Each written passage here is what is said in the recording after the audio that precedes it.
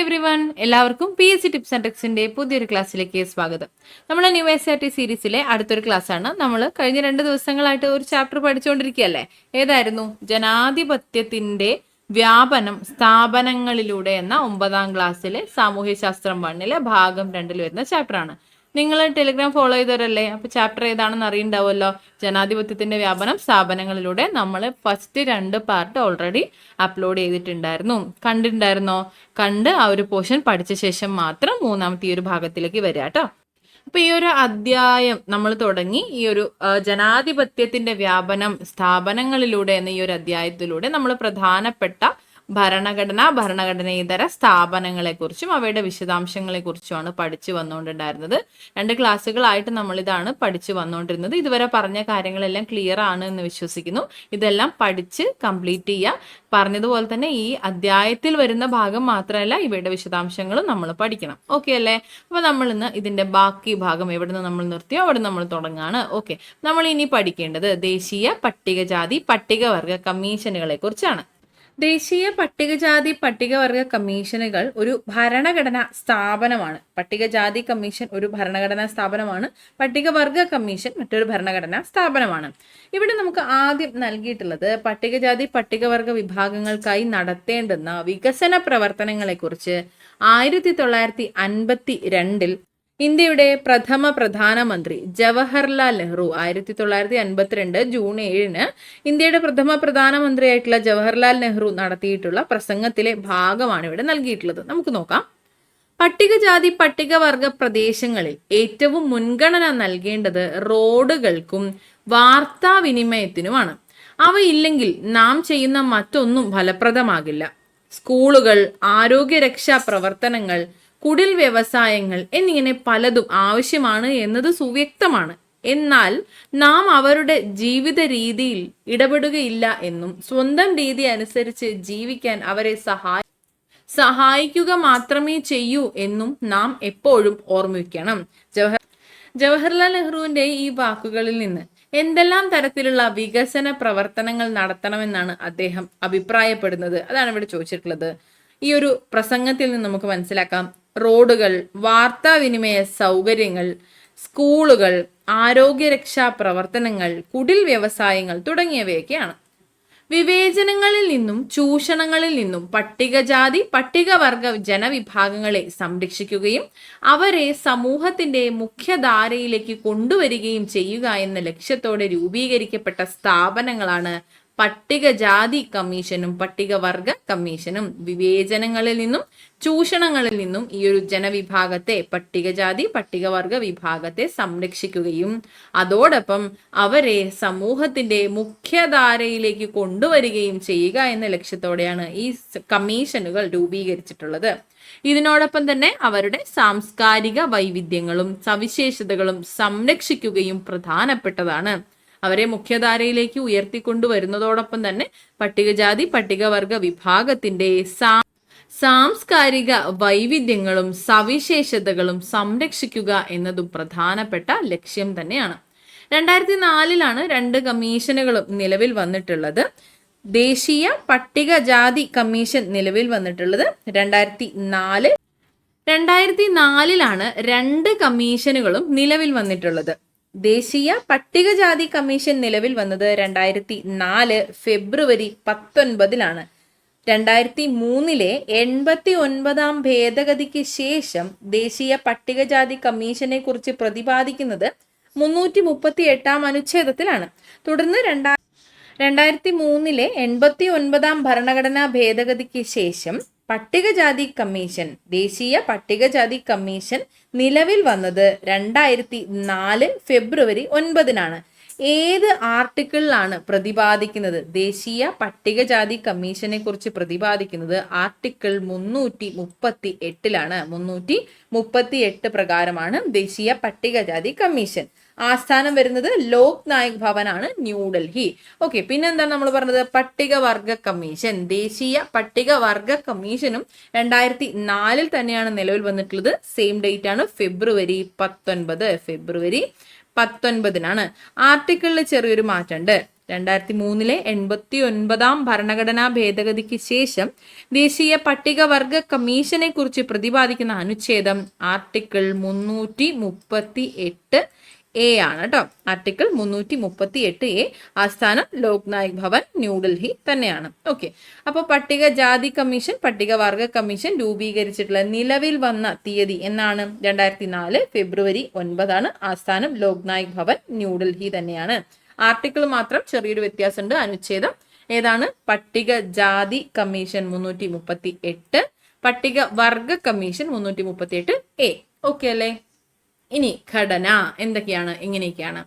ചെയർപേഴ്സണും vice ചെയർപേഴ്സണും മറ്റ് 3 അംഗങ്ങളും ഉൾപ്പെടുന്നതാണ് കമ്മീഷൻ. ഇവിടെ അംഗങ്ങൾ ആരൊക്കെയാണ് വരുന്നത്? ദേശീയ പട്ടികജാതി കമ്മീഷനിലെ നിലവിലെ അംഗങ്ങൾ 5 പേരാണ്. ഒരു ചെയർപേഴ്സൺ, ഒരു വൈസ് ചെയർപേഴ്സൺ, മറ്റംഗങ്ങളായിട്ട് 3 പേർ, അങ്ങനെ 5 പേരാണ് നിലവിലുള്ളത്. രാഷ്ട്രപതിയാണ് കമ്മീഷൻ അംഗങ്ങളെ നിയമിക്കുന്നത്. പട്ടികവർഗ കമ്മീഷനിലും അങ്ങനെ തന്നെയാണ് കേട്ടോ. 5 പേരാണ്. ഒരു ചെയർപേഴ്സൺ, ഒരു വൈസ് ചെയർപേഴ്സൺ, 3 അംഗങ്ങൾ. നിയമിക്കുന്നത് 2 കമ്മീഷനിലെയും ചെയർപേഴ്സണെയും അംഗങ്ങളെയും നിയമിക്കുന്നത് രാഷ്ട്രപതി തന്നെയാണ്. രാഷ്ട്രപതിയാണ് കമ്മീഷൻ അംഗങ്ങളെ നിയമിക്കുന്നത്. കാലാവധി 3 വർഷമാണ്. 3 വർഷമാണ് അംഗങ്ങളുടെ ഔദ്യോഗിക കാലാവധി എന്ന് പറയുന്നത്. ദേശീയ പട്ടികജാതി കമ്മീഷന്റെ ആസ്ഥാനം, ദേശീയ പട്ടികവർഗ കമ്മീഷന്റെ ആസ്ഥാനം എവിടെയാണ്? ന്യൂഡൽഹിയാണ്. ന്യൂഡൽഹി. ലോക്നായക് ഭവൻ ന്യൂഡൽഹിയാണ്. ഇനി പട്ടികജാതി പട്ടികവർഗ കമ്മീഷനിലേക്ക് നയിച്ചിട്ടുള്ള അതിക്രമങ്ങൾ തടയൽ നിയമം 1989. പട്ടികജാതി പട്ടികവർഗ വിഭാഗങ്ങൾക്കെതിരെ നടക്കുന്ന അതിക്രമങ്ങൾ തടയുന്നതിനുള്ള നിയമം, പട്ടികജാതി പട്ടികവർഗ അതിക്രമങ്ങൾ തടയൽ നിയമം 1989.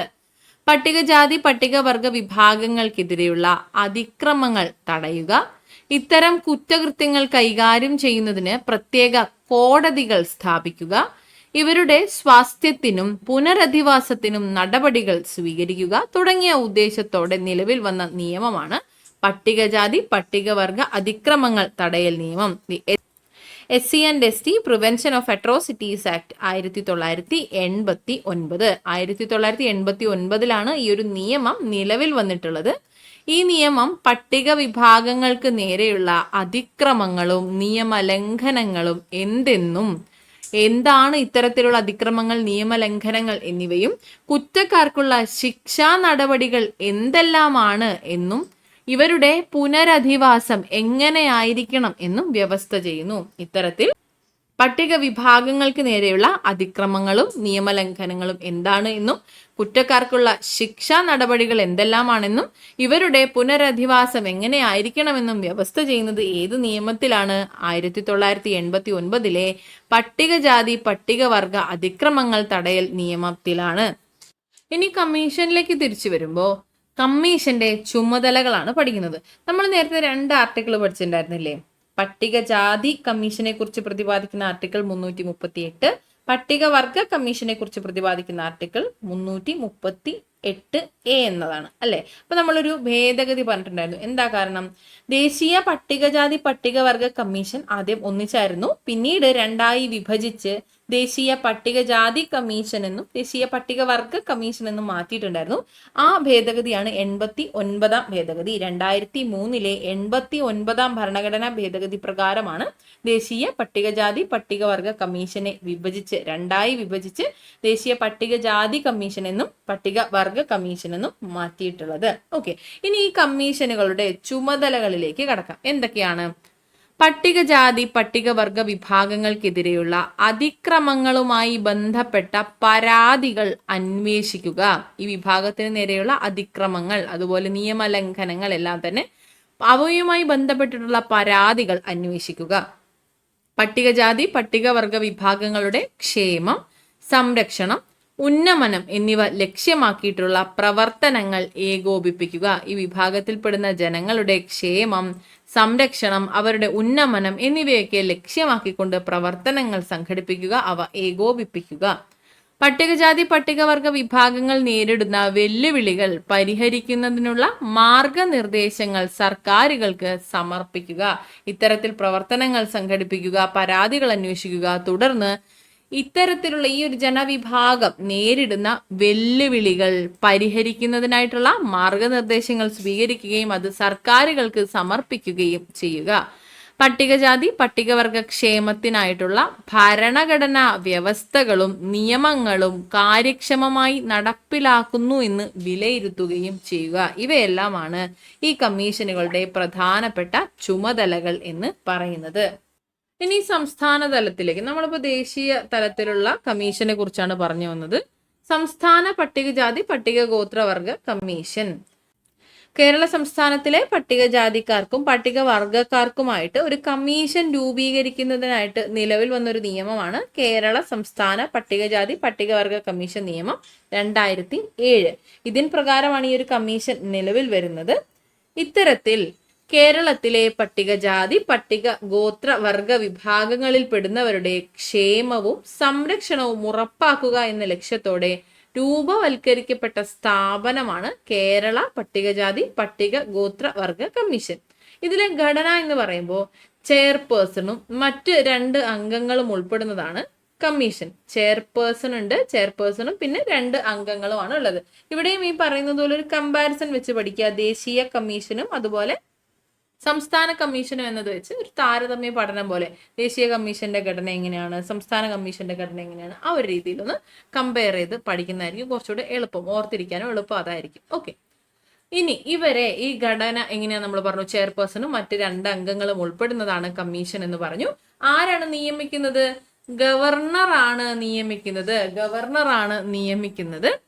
3 വർഷമാണ് അംഗങ്ങളുടെ കാലാവധി. 3 വർഷമാണ് ഔദ്യോഗിക കാലാവധി അംഗങ്ങളുടെ.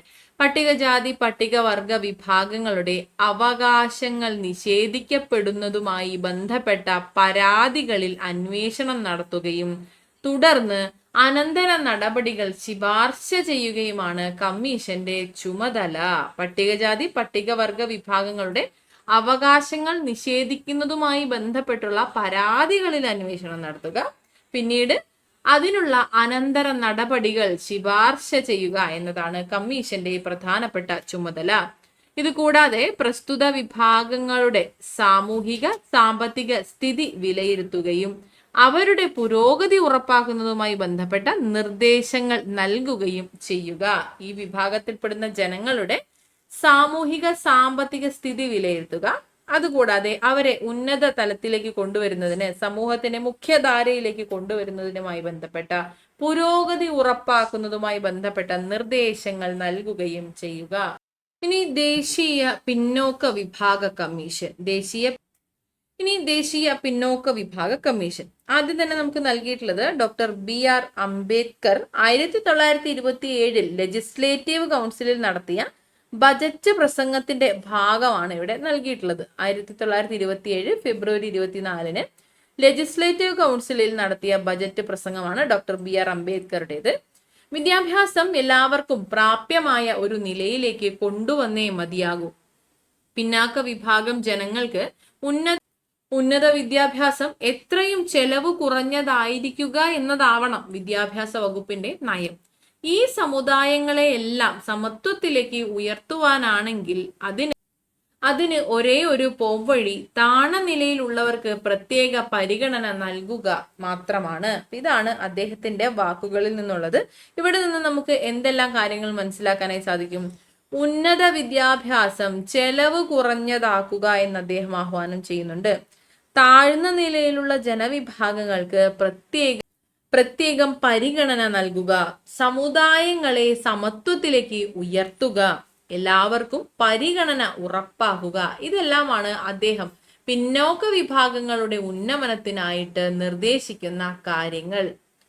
രാജ്യത്തെ സാമൂഹികമായും സാമ്പത്തികമായും പിന്നാക്കം നിൽക്കുന്ന വിഭാഗങ്ങളുടെ ഉന്നമനം ലക്ഷ്യമാക്കിക്കൊണ്ടാണ് പിന്നാക്ക വിഭാഗങ്ങൾക്കായിട്ടുള്ള ദേശീയ കമ്മീഷൻ സ്ഥാപിച്ചിട്ടുള്ളത്.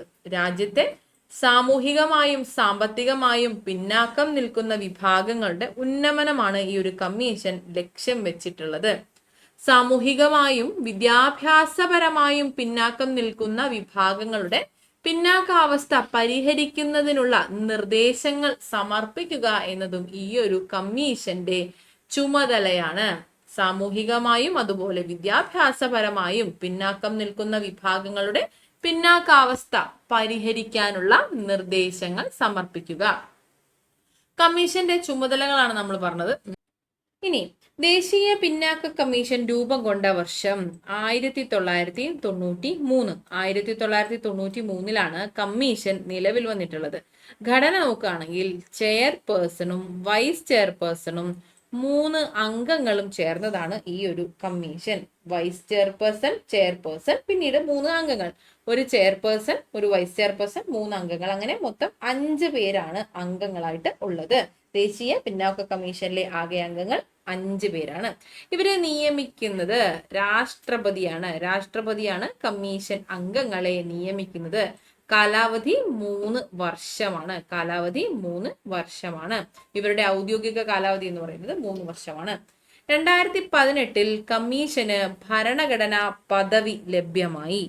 ദേശീയ പിന്നാക്ക കമ്മീഷന് ഭരണഘടനാ പദവി ലഭ്യമായത് 2018 102 ഭരണഘടനാ ഭേദഗതി പ്രകാരമാണ്. ഭരണഘടനാ പദവി ലഭ്യമായി എന്ന് പറയുമ്പോൾ നമ്മൾ മനസ്സിലാക്കേണ്ടത് എന്താണ്? ഒരു ആർട്ടിക്കിൾ അവിടെ പഠിക്കാനുണ്ട്. ഏതാണ്? ദേശീയ പിന്നാക്ക കമ്മീഷനെ കുറിച്ച്. National commission for backward classes, നമ്മൾ NCBC. ഏതാണ് ആർട്ടിക്കിൾ? 338B ആണ് കേട്ടോ. 338B ആണ്. ദേശീയ പിന്നാക്ക കമ്മീഷന് ഭരണഘടനാ പദവി ലഭിക്കാൻ കാരണമായിട്ടുള്ള ഭരണഘടനാ ഭേദഗതി 2018 102 ഭരണഘടനാ ഭേദഗതിയാണ്. 102 ഭേദഗതി ഏതാണ് എന്നൊക്കെ ചോദിച്ചിട്ടുണ്ട്. അപ്പൊ ഭേദഗതികൾ ഏറ്റവും ലേറ്റസ്റ്റ് ആയിട്ടുള്ളവയൊക്കെ എന്തായാലും ഒന്ന് നോട്ട് ചെയ്ത് വെക്കണം. ഓക്കെ, അപ്പൊ 2018 102 ഭരണഘടനാ ഭേദഗതി പ്രകാരമാണ് ദേശീയ പിന്നാക്ക കമ്മീഷന് ഭരണഘടനാ പദവി ലഭിക്കുന്നത്. അനുച്ഛേദം ഏതാണ്? ദേശീയ പിന്നാക്ക കമ്മീഷനെ കുറിച്ച് പ്രതിപാദിക്കുന്ന അനുച്ഛേദം 338B ആണ്. 338B ആണ്. ഇനി കമ്മീഷന്റെ ചുമതലകളെ കുറിച്ച് നോക്കാം. ദേശീയ പിന്നാക്ക വിഭാഗ കമ്മീഷന്റെ ചുമതലകൾ: പിന്നാക്ക വിഭാഗങ്ങളുടെ ക്ഷേമത്തിനായിട്ടുള്ള വിവിധ സംവിധാനങ്ങളുടെ പ്രവർത്തനങ്ങളെ സംബന്ധിച്ചിട്ടുള്ള റിപ്പോർട്ടുകൾ സർക്കാരുകൾക്ക് സമർപ്പിക്കുക. പിന്നോക്ക വിഭാഗങ്ങൾ നേരിടുന്ന അതിക്രമങ്ങൾക്കെതിരെ നടപടികൾ സ്വീകരിക്കുന്നതിനും നീതി ഉറപ്പാക്കുന്നതിനുമുള്ള ശുപാർശകൾ നൽകുക.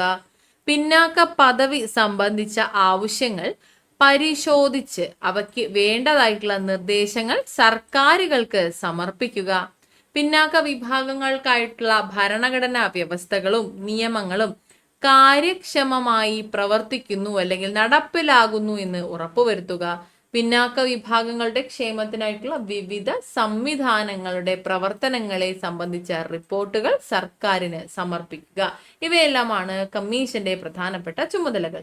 ഇനി സംസ്ഥാന പിന്നോക്ക വിഭാഗ കമ്മീഷനിലേക്ക് വരുമ്പോൾ കേരള സംസ്ഥാന പിന്നോക്ക വിഭാഗ കമ്മീഷൻ എന്നാണ് നിലവിൽ വന്നത്? 1993 തന്നെയാണ് കേരള സംസ്ഥാന പിന്നോക്ക വിഭാഗ കമ്മീഷൻ നിലവിൽ വന്നത്. 1993 കാലാവധി എത്രയാണ്? 3 വർഷം തന്നെയാണ്. 3 വർഷമാണ് കമ്മീഷന്റെ ഔദ്യോഗിക കാലാവധി. പിന്നാക്ക വിഭാഗങ്ങളുടെ സാമൂഹിക സാമ്പത്തിക അവസ്ഥ പരിഗണിച്ച് പ്രസ്തുത ജനവിഭാഗങ്ങളെ സംവരണ ലിസ്റ്റിൽ ഉൾപ്പെടുത്തി ആനുകൂല്യങ്ങൾ നൽകുന്നതിന് വേണ്ടുന്ന നിർദ്ദേശങ്ങൾ സമർപ്പിക്കുക എന്നതും കമ്മീഷന്റെ ചുമതലയാണ്. എന്താണ് സംസ്ഥാന പിന്നോക്ക വിഭാഗ കമ്മീഷന്റെ ചുമതലയായിട്ട് പറയുന്നത്? പിന്നോക്ക വിഭാഗങ്ങളുടെ ആ ഒരു ജനവിഭാഗത്തിന്റെ സാമൂഹിക സാമ്പത്തിക അവസ്ഥ പരിഗണിക്കുക, പ്രസ്തുത ജനവിഭാഗങ്ങളെ സംവരണ ലിസ്റ്റിൽ ഉൾപ്പെടുത്തിക്കൊണ്ട് ആനുകൂല്യങ്ങൾ നൽകുന്നതിന് വേണ്ട നിർദ്ദേശങ്ങൾ സമർപ്പിക്കുകയും ചെയ്യുക എന്നതാണ്. ഇതാണ് സംസ്ഥാന പിന്നോക്ക വിഭാഗ കമ്മീഷൻ. കേരള സംസ്ഥാന പിന്നോക്ക വിഭാഗ കമ്മീഷനാണ് പറഞ്ഞത്. ദേശീയ പിന്നോക്ക വിഭാഗ കമ്മീഷനെ കുറിച്ചും അവയുടെ ചുമതലകളെ കുറിച്ചും കണ്ടു. ദേശീയ പിന്നോക്ക വിഭാഗ കമ്മീഷന്റെ ആസ്ഥാനം എവിടെയാണ്? ന്യൂഡൽഹിയിലാണ്. ന്യൂഡൽഹി. ദേശീയ പിന്നോക്ക വിഭാഗ കമ്മീഷന്റെ ആസ്ഥാനം ന്യൂഡൽഹിയാണ്. ജനാധിപത്യത്തിന്റെ വ്യാപനം, സ്ഥാപനങ്ങളുടെ പങ്ക്. അപ്പൊ നമ്മൾ ഇത്രയും നേരം വിശദമായ രീതിയിൽ വിവിധ തരത്തിലുള്ള കഴിഞ്ഞ 2 ക്ലാസ്സുകളായിട്ടും ഇന്നുമായിട്ടും നമ്മൾ വിവിധ തരത്തിലുള്ള സ്ഥാപനങ്ങളെ കുറിച്ച് കണ്ടു. ഇവയുടെ പങ്ക് എങ്ങനെയാണ് ജനാധിപത്യത്തിന്റെ വ്യാപനത്തിലേക്ക്? അപ്പൊ അതെങ്ങനെയാണെന്ന് നോക്കാം. വിശാലമായ ഭൂപ്രകൃതിയും ഉയർന്ന ജനസംഖ്യയും അതുപോലെ തന്നെ സാംസ്കാരിക വൈവിധ്യങ്ങളുള്ള നമ്മുടെ ഈ രാജ്യത്ത് വിവിധ ജനവിഭാഗങ്ങളുടെ സാമൂഹിക സാമ്പത്തിക പിന്നാക്കാവസ്ഥ പരിഹരിക്കേണ്ടത് അനിവാര്യമാണ്. ഭരണഘടന വിഭാവനം ചെയ്യുന്ന അവസര സമത്വം, സാമൂഹിക നീതി, പങ്കാളിത്തം എന്നിവയൊക്കെ ഉറപ്പുവരുത്തുന്നതിലൂടെ മാത്രമേ ഈ പിന്നോക്കാവസ്ഥയ്ക്ക് പരിഹാരം കാണാനായിട്ട് കഴിയുകയുള്ളൂ. ഇത്തരത്തിൽ ഭരണഘടന നമുക്ക് വിഭാവനം ചെയ്ത് നൽകുന്ന കുറച്ച് അവകാശങ്ങളുണ്ട്. അവസര സമത്വം, സാമൂഹിക നീതി, പങ്കാളിത്തം എന്നിവയൊക്കെ ഉറപ്പുവരുത്തിക്കൊണ്ട് മാത്രമേ ഈ പറഞ്ഞതുപോലെയുള്ള ജനവിഭാഗത്തിനെ മുൻനിരയിലേക്ക് കൊണ്ടുവരാനായിട്ട് സാധിക്കുകയുള്ളൂ. അതേപോലെ തന്നെ സാമൂഹിക സാമ്പത്തിക പിന്നോക്കാവസ്ഥയിലുള്ള ജനവിഭാഗങ്ങളെ കൂടി സമൂഹത്തിന്റെ മുൻനിരയിലേക്ക്, മുഖ്യധാരയിലേക്ക് എത്തിക്കുന്നതിലൂടെ മാത്രമേ ജനാധിപത്യം എന്നത് അർത്ഥപൂർണമാവുകയുള്ളൂ. ഇതാണ് ആ ഒരു സ്ഥാപനങ്ങൾ നിർവഹിക്കുന്ന പങ്കിലൂടെ, സ്ഥാപനങ്ങളുടെ ചുമതലകളിലൂടെ നമുക്ക് ജനാധിപത്യം എന്നൊരു ആശയം പൂർണ്ണമായി ലഭിക്കുകയാണ് ഇവിടെ ചെയ്യുന്നത്. ഇനി ജനാധിപത്യ സംവിധാനത്തിന്റെ വിജയവും പരാജയവും ജനപങ്കാളിത്തത്തിൽ അധിഷ്ഠിതമാണ്. ജനങ്ങൾ എത്രത്തോളമാണ് സഹകരണ മനോഭാവത്തോടുകൂടി പ്രവർത്തിക്കുന്നത് എന്നുള്ളത് പിന്നോക്ക വിഭാഗത്തിൽ, അതുപോലെ വിവേചനങ്ങൾ നേരിടാത്ത വിധത്തിലുള്ള ജനങ്ങളെ മുന്നോട്ട് കൊണ്ടുവരുന്നതിനായിട്ട് സഹായിക്കും. വിവിധ ജനവിഭാഗങ്ങളുടെ പങ്കാളിത്തം രാഷ്ട്രീയ പ്രക്രിയയിൽ ഉറപ്പാക്കുന്നതിൽ മുകളിൽ പ്രതിപാദിച്ചിട്ടുള്ള ഭരണഘടനേതര സ്ഥാപനങ്ങൾക്ക് സുപ്രധാന പങ്കാണ് ഉള്ളത്. ഉദാഹരണമായി തെരഞ്ഞെടുപ്പ് കമ്മീഷൻ പൗരരുടെ രാഷ്ട്രീയ അവകാശങ്ങൾ സ്വതന്ത്രമായും നിർഭയമായും വിനിയോഗിക്കുന്നതിനുള്ള സാഹചര്യം സൃഷ്ടിക്കുന്നതിലൂടെ എന്താണ്, രാഷ്ട്രീയ ജനാധിപത്യത്തിന്റെ അടിത്തറ വിപുലമാകുകയാണ് ചെയ്യുന്നത്. ഇവിടെയാണ് തിരഞ്ഞെടുപ്പിന്റെ ഒരു പ്രാധാന്യം പറയുന്നത്. 1951-52 കാലഘട്ടം മുതൽ തന്നെ തിരഞ്ഞെടുപ്പ് ജനാധിപത്യം ശാക്തീകരിക്കുന്നതിനും അതുപോലെ സ്വതന്ത്രവും നീതിപൂർവകവുമായിട്ടുള്ള ഒരു തിരഞ്ഞെടുപ്പ് ഉറപ്പുവരുത്തുന്നതിനും ആവശ്യമായിട്ടുള്ള നടപടികൾ തെരഞ്ഞെടുപ്പ് കമ്മീഷൻ സ്വീകരിച്ചിട്ടുണ്ട്. അത്തരത്തിലാണ് രാഷ്ട്രീയ ജനാധിപത്യത്തിന്റെ അടിത്തറ നമുക്കിവിടെ വിപുലമായ രീതിയിൽ സജ്ജീകരിക്കാനായിട്ട് സാധ്യമാകുകയുള്ളൂ. മണ്ഡലങ്ങൾ നിശ്ചയിക്കൽ, വോട്ടർ പട്ടിക തയ്യാറാക്കൽ, സാർവത്രിക പ്രായപൂർത്തി വോട്ടവകാശം നടപ്പിലാക്കൽ, രാഷ്ട്രീയ പാർട്ടികൾക്ക് അംഗീകാരം നൽകൽ, തിരഞ്ഞെടുപ്പ് പരിഷ്കാരങ്ങൾ നടപ്പിലാക്കൽ, തിരഞ്ഞെടുപ്പ് സാക്ഷരത കൈവരിക്കൽ തുടങ്ങിയ കമ്മീഷൻ നിർവഹിച്ചു വരുന്ന ധർമ്മങ്ങൾ ഇന്ത്യൻ ജനാധിപത്യത്തെ കൂടുതൽ ശക്തിപ്പെടുത്തുകയാണ് ചെയ്തിട്ടുള്ളത്. തിരഞ്ഞെടുപ്പ് കമ്മീഷനെ പോലെ തന്നെ മറ്റ് കമ്മീഷനുകളും അവരുടെ പ്രവർത്തനങ്ങളാൽ ജനാധിപത്യത്തെ ഏകോപിപ്പിക്കുക തന്നെയാണ് ചെയ്തിട്ടുള്ളത്. ചരിത്രപരമായ കാരണങ്ങൾ കൊണ്ട് പാർശ്വവൽക്കരിക്കപ്പെട്ടിട്ടുള്ള വിവിധ ജനവിഭാഗങ്ങളെ ജനാധിപത്യ പ്രക്രിയയുടെ ഭാഗമാക്കിക്കൊണ്ട് സമൂഹത്തിന്റെ മുഖ്യധാരയിലേക്ക് കൊണ്ടുവരുന്നതിൽ ദേശീയ മനുഷ്യാവകാശ കമ്മീഷൻ, ദേശീയ വനിതാ കമ്മീഷൻ, ദേശീയ ന്യൂനപക്ഷ കമ്മീഷൻ, ദേശീയ പട്ടികജാതി കമ്മീഷൻ, ദേശീയ പട്ടികവർഗ കമ്മീഷൻ, അതുകൂടാതെ ദേശീയ പിന്നോക്ക വിഭാഗ കമ്മീഷൻ തുടങ്ങിയ സ്ഥാപനങ്ങളെല്ലാം സുപ്രധാന പങ്ക് വഹിക്കുന്നു. തിരഞ്ഞെടുപ്പ് ജനാധിപത്യത്തിനപ്പുറം അരികുവൽക്കരിക്കപ്പെട്ട വിഭാഗങ്ങളുടെ വിഷമതകൾ പ്രത്യേകമായി തന്നെ പരിഹരിക്കപ്പെടേണ്ടതുണ്ട്. ഇവിടെ തിരഞ്ഞെടുപ്പ് ജനാധിപത്യം എന്നത് മാത്രമല്ല ലക്ഷ്യം വെക്കേണ്ടത്. അതുകൂടാതെ ഇത്തരത്തിൽ വിവേചനങ്ങൾ നേരിടുന്ന ജനവിഭാഗം, അരികുവൽക്കരിക്കപ്പെട്ട ഇത്തരം ജനങ്ങളുടെ വിഷമതകളൊക്കെ പ്രത്യേകമായി തന്നെ പരിഗണിച്ചുകൊണ്ട് ഇവ പരിഹരിക്കേണ്ട ആവശ്യമുണ്ട്. ഈ ധർമ്മമാണ് നമ്മൾ മുകളിൽ പറഞ്ഞ ഈ കമ്മീഷനുകളെല്ലാം നിർവഹിക്കുന്നത്. അങ്ങനെ സാമൂഹിക പിന്നോക്കാവസ്ഥയുമായി ബന്ധപ്പെട്ട് പ്രശ്നങ്ങൾക്ക് പരിഹാരം കാണുക എന്നതിനോടൊപ്പം തന്നെ വ്യക്തിപരമായി ഈ വ്യക്തികൾ നേരിടുന്ന പ്രശ്നങ്ങളും പരിഹാരം കാണുന്നതിന് ഈ കമ്മീഷനുകൾ സഹായകമാകാറുണ്ട്.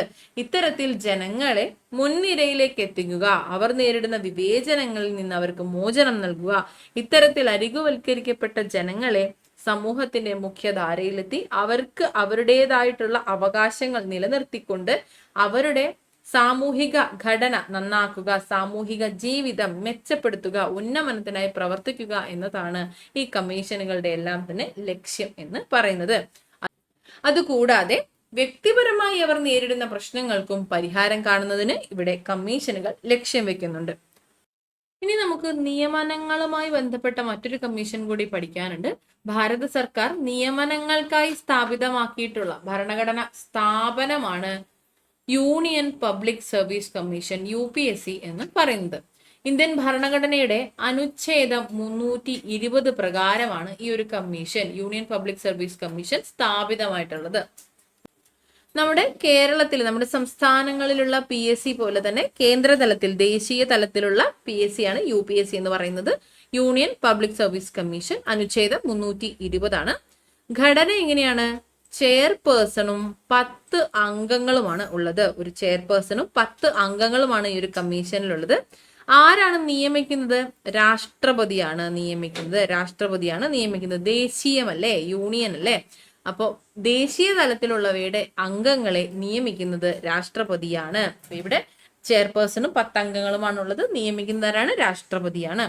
6 വർഷമോ 65 വയസ്സോ ആണ് അംഗങ്ങളുടെ കാലാവധി. 6 വർഷമോ അല്ലെങ്കിൽ 65 വയസ്സോ ആണ് കാലാവധി വരുന്നത്. അഖിലേന്ത്യാ സർവീസിലേക്കും കേന്ദ്ര സർവീസിലേക്കുമുള്ള നിയമനങ്ങൾ നടത്തുന്നത് UPSC ആണ്. UPSC എന്താണ് ചെയ്യുന്നത്? അഖിലേന്ത്യാ സർവീസുകളിലേക്ക്, ഓൾ ഇന്ത്യ സർവീസസ്, അതുപോലെ സെൻട്രൽ സിവിൽ സർവീസസിലേക്കുള്ള നിയമനങ്ങൾ നടത്തുന്നത് UPSC ആണ്.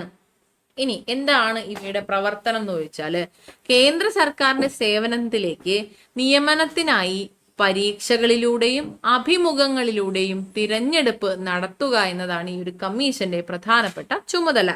സംസ്ഥാനങ്ങളിൽ സർക്കാർ സേവനങ്ങൾക്കായിട്ട് നിയമനങ്ങൾ നടത്തുന്നത് അതത് സംസ്ഥാനത്തിലെ സർവീസ് കമ്മീഷൻ PSCകളാണ്, സംസ്ഥാന PSCകളാണ്. ഇതേപോലെ തന്നെ ദേശീയ തലത്തിൽ, കേന്ദ്ര തലത്തിലുള്ളതാണ് UPSC എന്ന് പറയുന്നത്. കേരളത്തിൽ കേരള പബ്ലിക് സർവീസ് കമ്മീഷൻ ആണ് സംസ്ഥാന തല നിയമനങ്ങൾ, സംസ്ഥാന സർക്കാർ നിയമനങ്ങളൊക്കെ നടത്തുന്നത്. അപ്പൊ ഇതാണ് UPSC. ആർട്ടിക്കിൾ 320 ആണ്. അംഗങ്ങൾ ഒരു ചെയർപേഴ്സണും 10 അംഗങ്ങളുമാണ്. നിയമിക്കുന്നത് രാഷ്ട്രപതിയാണ്. കാലാവധി 6 വർഷം അല്ലെങ്കിൽ 65 വയസ്സ്. ഏതാണോ ആദ്യം വരുന്നത് അതായിരിക്കും ഔദ്യോഗിക കാലാവധി. അങ്ങനെ നമ്മൾ പറഞ്ഞത് ജനാധിപത്യം അർത്ഥപൂർണമാകുന്ന സാഹചര്യത്തിലേക്കാണ് പ്രവർത്തനങ്ങളെല്ലാം ഏകോപിപ്പിക്കുന്നത് എന്നതാണ്. പൗരാവകാശ സംരക്ഷണത്തോടൊപ്പം തന്നെ പൗരാവകാശങ്ങൾ സംരക്ഷിക്കപ്പെടേണ്ടതുണ്ട്. ഇത്തരത്തിൽ പൗരാവകാശ സംരക്ഷണത്തോടൊപ്പം മനുഷ്യരിൽ അന്തർലീനമായിട്ടുള്ള അന്തസ്സിൽ നിന്ന് ഉരുത്തിരിഞ്ഞു വന്ന അവകാശങ്ങളുടെ സംരക്ഷണവും ഉറപ്പുവരുത്തേണ്ടത് ജനാധിപത്യത്തിന്റെ വ്യാപനത്തിന് അനിവാര്യമാണ്. ഇത്തരം അവകാശങ്ങൾ ഉറപ്പുവരുത്തിക്കൊണ്ട് ജനാധിപത്യ പ്രക്രിയ ദൃഢമാക്കുന്നതിൽ മനുഷ്യാവകാശ കമ്മീഷൻ സ്തുത്യർഹമായിട്ടുള്ള പങ്ക് വഹിക്കുന്നു. ഇതുകൂടാതെ വനിതകളുടെ സാമൂഹിക മുന്നേറ്റം ഉറപ്പുവരുത്തുന്നതിനും സ്ത്രീകൾക്കെതിരായിട്ടുള്ള അതിക്രമങ്ങൾ തടയുന്നതിനും അവരുടെ അന്തസ്സ് ഉയർത്തിപ്പിടിക്കുന്നതിനും സഹായകമായ നടപടികൾ സ്വീകരിക്കുന്നതിലൂടെ വനിതാ കമ്മീഷൻ ജനാധിപത്യത്തെ കൂടുതൽ അർത്ഥപൂർണമാക്കുകയാണ് ചെയ്യുന്നത്. മറ്റൊരു പ്രധാനപ്പെട്ട കമ്മീഷനാണ് ദേശീയ ബാലാവകാശ സംരക്ഷണ കമ്മീഷൻ. കുട്ടികളുടെ അവകാശങ്ങൾ സംരക്ഷിക്കുക എന്ന ലക്ഷ്യത്തോടെ സ്ഥാപിക്കപ്പെട്ടിട്ടുള്ള കമ്മീഷനാണ് ദേശീയ ബാലാവകാശ കമ്മീഷൻ. ലക്ഷ്യം എന്താണ്? കുട്ടികളുടെ അവകാശങ്ങൾ സംരക്ഷിക്കുക എന്നതാണ്. വനിതാ ശിശുവികസന മന്ത്രാലയത്തിന് കീഴിലാണ് ഈ ഒരു കമ്മീഷൻ പ്രവർത്തിക്കുന്നത്. നിലവിൽ വരുന്നത് 2007 മാർച്ച് 5-നാണ് കമ്മീഷൻ നിലവിൽ വന്നത്. ഘടന എന്ന് പറയുന്നത് ഒരു ചെയർപേഴ്സണും 6 അംഗങ്ങളുമാണ്. ഒരു ചെയർപേഴ്സണും 6 അംഗങ്ങളുമാണ് കമ്മീഷനിൽ ഉള്ളത്. ഒരു ചെയർപേഴ്സണും 6 അംഗങ്ങളുമാണ് കമ്മീഷനിൽ ഉള്ളത്. ഈ ഒരു കമ്മീഷന്റെ ലക്ഷ്യം എന്ന് പറയുന്നത് പ്രധാനമായും കുട്ടികളുടെ അവകാശങ്ങൾ സംരക്ഷിക്കുക എന്നതാണ്. കുട്ടികളുടെ വിദ്യാഭ്യാസം, ആരോഗ്യം, പരിചരണം, ക്ഷേമം, നീതി തുടങ്ങിയവയെല്ലാം തന്നെ കമ്മീഷന്റെ ലക്ഷ്യങ്ങളിൽ ഉൾപ്പെടുന്നതാണ്. നമ്മുടെ കേരളത്തിൽ കുട്ടികളുടെ അവകാശ സംരക്ഷണത്തിനായിട്ട് കേരള സംസ്ഥാന ബാലാവകാശ കമ്മീഷൻ പ്രവർത്തിച്ചു വരുന്നുണ്ട്. അപ്പൊ കേരള സംസ്ഥാന ബാലാവകാശ കമ്മീഷനെ കുറിച്ചും നമ്മൾ പഠിക്കേണ്ടിയിരിക്കുന്നു. അപ്പോൾ ദേശീയ ബാലാവകാശ കമ്മീഷൻ എന്നാണ് നിലവിൽ വന്നത്. 2007 മാർച്ച് 5-നാണ് ഘടന. ഒരു ചെയർപേഴ്സണും 6 അംഗങ്ങളുമാണ്. ഓക്കെ, ഇനി നമ്മൾ പറഞ്ഞതുപോലെ ഇത്തരത്തിലുള്ള കമ്മീഷനുകളുടെ എല്ലാം പ്രവർത്തനങ്ങൾ കൊണ്ട് ജനാധിപത്യം എന്നത് പൂർണ്ണ അർത്ഥത്തിലേക്ക് എത്തുകയാണ് എന്നാണ് നമ്മൾ പറഞ്ഞു വന്നത്. ന്യൂനപക്ഷങ്ങളുടെ സംരക്ഷണവും തുല്യ പരിഗണനയും ഉറപ്പുവരുത്തേണ്ടത് ജനാധിപത്യ രാഷ്ട്രത്തിന്റെ ഉത്തരവാദിത്തം തന്നെയാണ്. അത്തരത്തിൽ ന്യൂനപക്ഷ വിഭാഗങ്ങൾക്കെതിരായിട്ടുള്ള അതിക്രമങ്ങൾ തടയുന്നതിലൂടെയും ന്യൂനപക്ഷ അവകാശങ്ങൾ ഉറപ്പുവരുത്തുന്നതിലൂടെയും ന്യൂനപക്ഷ കമ്മീഷൻ ജനാധിപത്യത്തെ ശക്തിപ്പെടുത്തുകയാണ് ചെയ്യുന്നത്. ഇത്തരത്തിൽ ആ ഒരു ജനവിഭാഗത്തെ സംരക്ഷിക്കുന്നതിലൂടെ ജനാധിപത്യത്തെ ശക്തിപ്പെടുത്തുന്നു. അതുപോലെ തന്നെയാണ് പട്ടികജാതി പട്ടികവർഗ വിഭാഗങ്ങൾ. ഇവർ നേരിടുന്ന വിവിധങ്ങളായിട്ടുള്ള സാമൂഹിക സാമ്പത്തിക പ്രശ്നങ്ങളെ പരിഹരിക്കുന്നതിനും അവരെ മുഖ്യധാരയിലേക്ക് എത്തിക്കുന്നതിനും ആവശ്യമായിട്ടുള്ള നടപടികൾ സ്വീകരിക്കുന്നത് ഈ കമ്മീഷനുകളാണ്. അതിനാൽ തന്നെ ഈ കമ്മീഷനുകൾ വലിയ ഉത്തരവാദിത്തമാണ് നിറവേറ്റുന്നത്. മറ്റു വിഭാഗത്തിൽപ്പെട്ട മറ്റു പിന്നാക്ക വിഭാഗങ്ങളുടെ പട്ടികജാതി പട്ടികവർഗ കമ്മീഷനെ കുറിച്ച് നമ്മൾ പറഞ്ഞു. മറ്റ് പിന്നാക്ക വിഭാഗങ്ങളുടെ സാമൂഹികവും സാമ്പത്തികവും വിദ്യാഭ്യാസപരവുമായിട്ടുള്ള പിന്നാക്ക അവസ്ഥകൾ പരിഹരിച്ചുകൊണ്ട് അവരെയും സമൂഹത്തിന്റെ മുഖ്യധാരയുടെ ഭാഗമാക്കുക എന്ന ജനാധിപത്യവൽക്കരണമാണ് പിന്നോക്ക വിഭാഗ കമ്മീഷനും നിർവഹിക്കുന്നത്. ഇപ്രകാരം പാർശ്വവൽക്കരിക്കപ്പെട്ട ജനവിഭാഗങ്ങളെ ഉൾച്ചേർക്കുകയും രാഷ്ട്രീയ അവകാശങ്ങളുടെ വിനിയോഗം സാധ്യമാക്കുകയും ചെയ്യുന്നതിലൂടെ മേൽപ്പറഞ്ഞ സ്ഥാപനങ്ങൾ ഇന്ത്യൻ ജനാധിപത്യത്തെ സാമൂഹിക സാമ്പത്തിക തലങ്ങളിൽ കൂടി വ്യാപിപ്പിക്കുകയാണ് ചെയ്യുന്നത്. അങ്ങനെ നമ്മൾ ദേശീയ തലത്തിലും സംസ്ഥാന തലത്തിലുമുള്ള പ്രധാനപ്പെട്ട കമ്മീഷനുകളെ കുറിച്ച് മനസ്സിലാക്കി. കമ്മീഷനുകൾ ഭരണഘടനേതര കമ്മീഷനുകളുണ്ട് എന്നുള്ളത് നമ്മൾ മനസ്സിലാക്കി. 3 ക്ലാസ്സുകളിലായിട്ടാണ് എങ്കിൽ കൂടിയും നമ്മൾ ഈ ഒരു അധ്യായത്തിലൂടെ വലിയ രീതിയിലുള്ള കുറച്ച് പോർഷൻസ് ആണ് പറഞ്ഞു നിർത്തിയിട്ടുള്ളത്. എന്തായാലും ഇവയെല്ലാം തന്നെ വളരെ പ്രധാനപ്പെട്ടവയാണ്. ഇവിടെ പറഞ്ഞിട്ടുള്ള എല്ലാ പോയിന്റ്സും നിങ്ങൾ പഠിക്കണം. പ്രത്യേകം എടുത്ത് പഠിക്കേണ്ട പോർഷൻ തന്നെയാണ്. അത്രയേറെ പ്രധാനപ്പെട്ടതാണ്. എല്ലാ കമ്മീഷനും റിപ്പീറ്റഡ് ആയിട്ട് PSC ചോദിക്കുന്നത് തന്നെയാണ്. ഇവയിൽ ഒന്നും തന്നെ നമുക്ക് ഒഴിവാക്കാനായിട്ടുള്ളതില്ല. ഓക്കെ, അപ്പൊ ഇവിടെ പറഞ്ഞ എല്ലാ കാര്യങ്ങളും നിങ്ങൾക്ക് ക്ലിയർ ആയിട്ട് മനസ്സിലായി എന്ന് വിശ്വസിക്കുന്നു. 3 ക്ലാസ്സുകളും പൂർണ്ണമായും കണ്ടെങ്കിൽ മാത്രമേ നിങ്ങൾക്ക് ഇത് ക്ലിയർ ആയിട്ട് മനസ്സിലാവുകയുള്ളൂ. അപ്പോൾ ഇതിൽ SCERT ഭാഗത്ത് SCERT പാഠഭാഗത്ത് തന്നിട്ടുള്ള പോർഷൻസ് നിർബന്ധമായും പഠിക്കേണ്ടതാണ്. അവ അത്രത്തോളം പ്രാധാന്യത്തോടെ തന്നെ നമ്മൾ പഠിക്കേണ്ടതാണ്. PSC റിപ്പീറ്റഡ് ആയിട്ട് ചോദിക്കുന്ന ഭാഗമാണ്. എടുത്തെടുത്ത് പറയുന്നതിന് കാരണം സ്ഥാപനങ്ങൾ എന്നത് വളരെ പ്രധാനപ്പെട്ട ഒരു ചാപ്റ്റർ തന്നെയാണ്, അല്ലെങ്കിൽ ആ ഒരു പോർഷൻ തന്നെയാണ്. ഓക്കെ, അപ്പോൾ എല്ലാവരും നന്നായിട്ട് പഠിക്കുക, നന്നായിട്ട് റിവൈസ് ചെയ്യാം. അപ്പോൾ എല്ലാവരും നന്നായിട്ട് പഠിക്കുക, നന്നായിട്ട് റിവൈസ് ചെയ്യുക. എല്ലാവർക്കും താങ്ക് യു സോ മച്ച്.